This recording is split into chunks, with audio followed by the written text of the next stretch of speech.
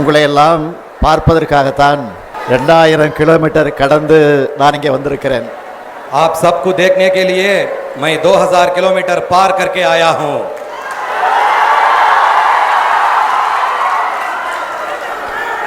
சமூக நீதி, மதச்சார்பின்மை ஆகியவற்றோட அடையாளம் அவர். सामाजिक न्याय और धर्मनिरपेक्षता यही लालू प्रसाद यादव जी की पहचान है.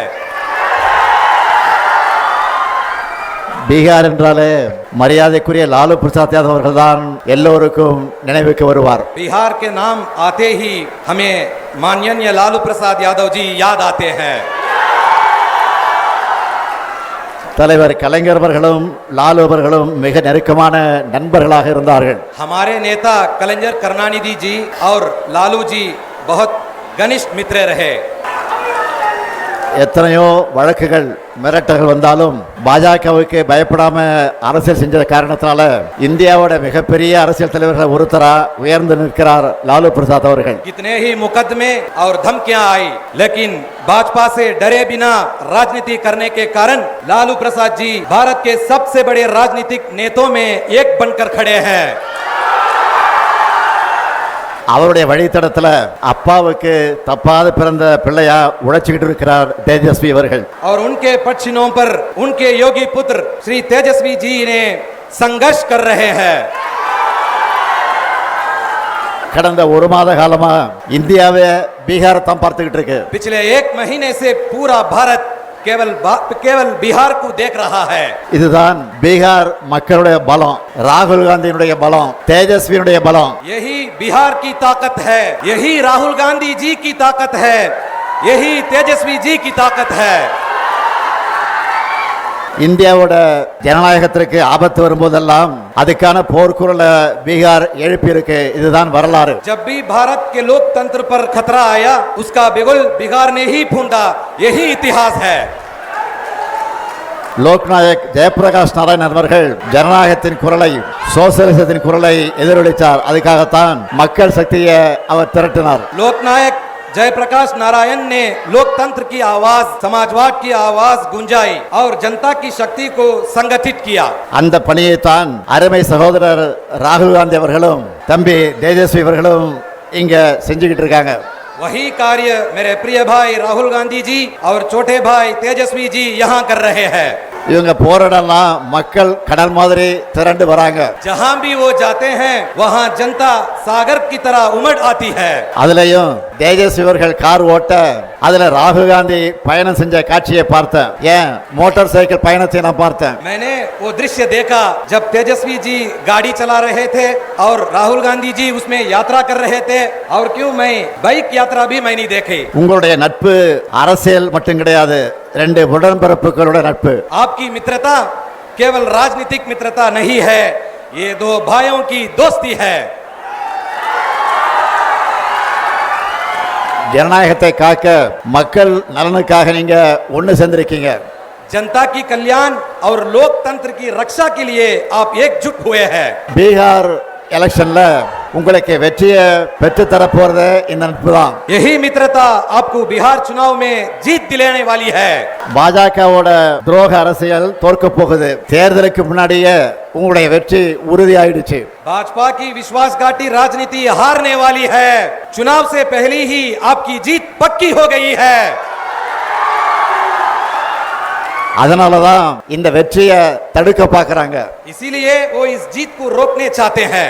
நியாயமா முறைப்படி வாக்குப்பதிவு நடந்தா பாஜக கூட்டணி தோத்துடும்னு மக்களான உங்களை வாக்களிக்க விடாம தடுக்கிறாங்க. अगर निष्पक्ष और सही तरीके से मतदान हुआ तो भाजपा गठबंधन हार जाएगा. इसलिए जनता को मतदान से रोकने का षड्यंत्र रचा जा रहा है. தேர்தல் ஆணையத்தை கீ கொடுத்தா ஆடுற பொம்மையா மாத்திட்டாங்க. चुनाव आयोग को वो रिमोट से चलने वाली कठपुतली बना चुके हैं. 65 லட்சம் பீகார் மக்களை வாக்காளர் பட்டியலிருந்து நீக்கினது ஜனநாயக படுகொலை. 65 लाख बिहार वासियों को मतदाता सूची से हटाना लोकतंत्र की हत्या है.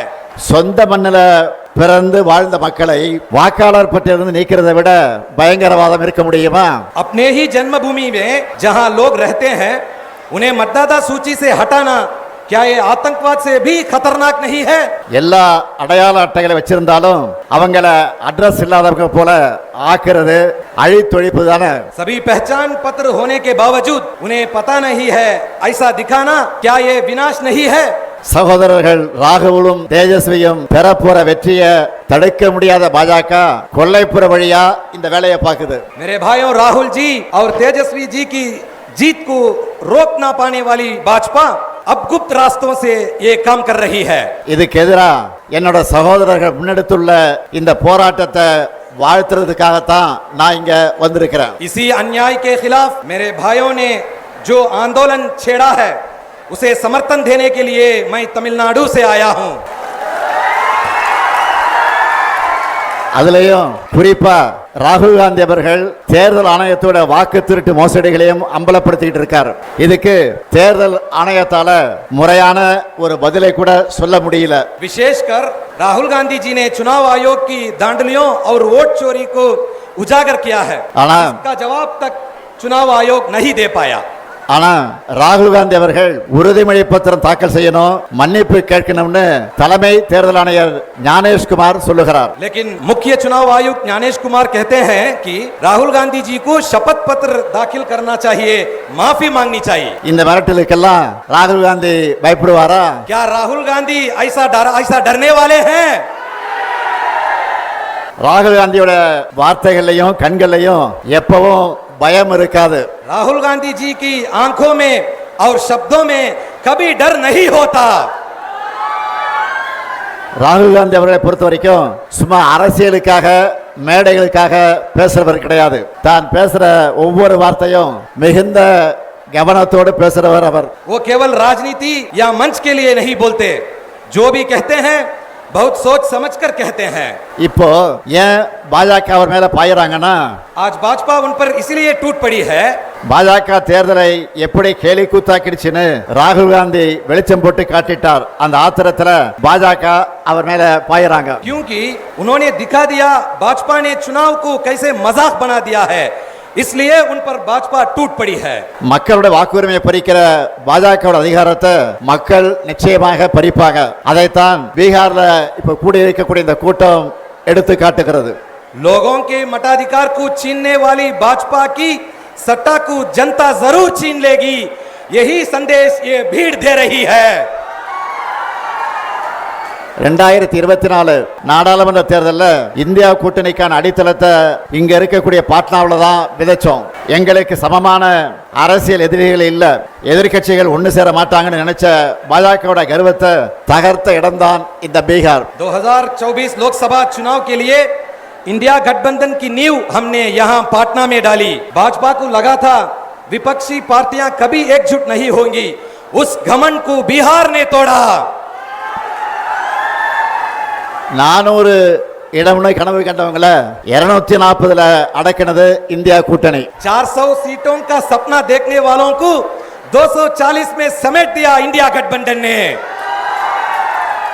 மெஜாரிட்டின்னு ஆட்டம் போட்டவங்க மைனாரிட்டி ஆகிட்டாங்க. மக்கள் சக்திக்கு முன்னாடி எப்படிப்பட்ட சர்வாதிகாரியை மண்டியிட்டு தான் ஆகணும்னு மீண்டும் பீகார் நிரூபிக்கணும். बहुमत के डिंडोरा पीटने वाले अल्पमत में बदल गए.